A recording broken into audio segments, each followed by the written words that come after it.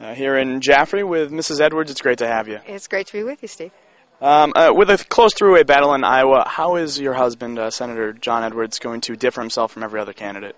Well, you know, you really have to run these races with blinders on, and his ideal is to make certain that every person who's going to be going to the caucuses there or voting in the primaries in New Hampshire has a chance to hear what his vision and his very specific ideas for making that vision reality. You know, truly universal health care, answer to global warming, the way to get out of Iraq.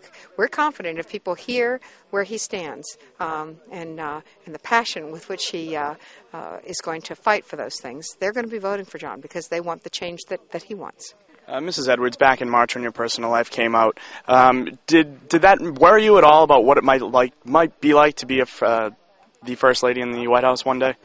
You know, I worry. I do worry about the fact that, you know, I have the cancer's back, and I may never be able to chase it away. But I feel very healthy, and my prognosis seems to be good. I don't have any side effects, don't have any symptoms, and you know, the worries that I have are not for you know, for anything I might do. I do worry because I have younger children. I say, you know, I have children in the 70s, 80s, 90s, and zeros. So those 90s and zeros children have a lot more growing to do, and I'd like to be there for it. You know, but I have great health care. You know, this one of the reasons that this is important to me is I see a lot of people who have no health care, and I don't worry so much about myself as I do about them. Do you wish your personal matters could be kept private?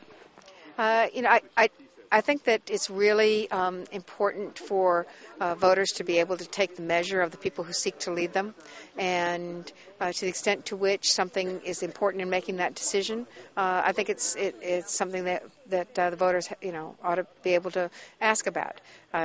It's wrong to make conclusions, to jump to conclusions about any one single fact, but if you see the whole story about somebody and you see what they stand for and take all of that in consideration, that's probably valuable.